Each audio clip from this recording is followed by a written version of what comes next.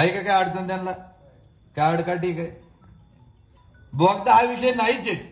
ह्या निवडणुकीतला नव्हता आणि इथून पुढे नसणार आहे की बोगदा हा विषय याच्यामध्ये नाही. मी त्या दिवशी सांगत होतो ना आजही सांगतो की तो मंजूर नव्हता आणि तो नामंजूर करायची गरज देखील नाही. हा बोगद्याचा विषय, कारण ती गावं पेसा अंतर्गत येतात.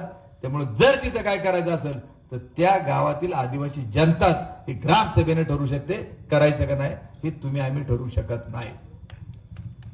आणि म्हणून मुख्य जे विषय आहेत आम्हाला त्यांना सांगायचंय की आदिवासी भागामधला हिरड्याचा प्रश्न कायमस्वरूपी निकाली काढणार का नाही काढणार, तुमची सत्ता राज्यात आहे. आदिवासी भागाला उपसा सिंचनचं पाणी कधी देणार हे कागदावर नको, 35 वर्ष भरपूर झाले. याचा तुम्ही आराखडा तयार करा आणि लोकांना आता सांगा. पत्रकार आमचे सचिनराव आहेत, त्यांचा विषय बोगद्याशी कायम आहे, त्यांचा अभ्यास त्याच्यावर चांगला आहे. पण हा बोगदा हा विषय आपल्या मतदारसंघाचा कधीच होऊ शकत नाही आणि तो होणार देखील नाही हे मी आपल्याला सांगतो. कारण पाणी हे कोणाचे व्यक्तिगत मालकीचं नाही, पाणी ही सार्वजनिक संपत्ती आहे.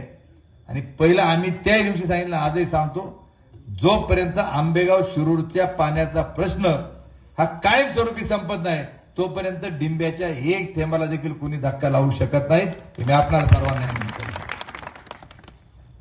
सातगाव पठारला कलमोडीचं पाणी येईल का नाही मला माहित नाही, पण जर तुम्ही सांगत असाल का आम्ही डिंब्याचं पाणी तिकडे जाऊ देणार नाही, धरण रिकामं होऊन देणार नाहीत, मग इथं जर अतिरिक्त पाणी असेल तर आमचं म्हणणं आहे का सगळ्यात कमी खर्चाची योजना ही डिंब्याचं हक्काचं पाणी, हे जसं आदिवासी भागाला उपसा सिंचन देऊ शकतो तसं कमी खर्चामध्ये देखील आपण कोटमदऱ्याच्या परिसरामधून हे पाणी वरती कुरवंडीच्या परिसरात वेळ नदीमध्ये सोडून सातगाव पठारला या 5 वर्षामध्ये तुम्ही पाणी देऊ शकता आणि ते दिलं पाहिजे. यासाठी आमचा आग्रह त्या ठिकाणी राहणार आहे. लोणी धामणीची माळसाकान याचं काम तुम्ही तातडीनं चालू करा, कारण ह्या सगळ्या त्यांनी सांगितले हे मंजूर ते मंजूर. नसल डिंब्याचं सातगावला देत आहेत तर कलमोडी जे मंजूर आहेत ते तुम्ही देणार का? याचं कारण असं आहे की आज चास कामांचं 8.5 अधिक कलमोडीचं 1.5 10 टीएमसी पाणी हे शिरूर आणि खेडला जातं.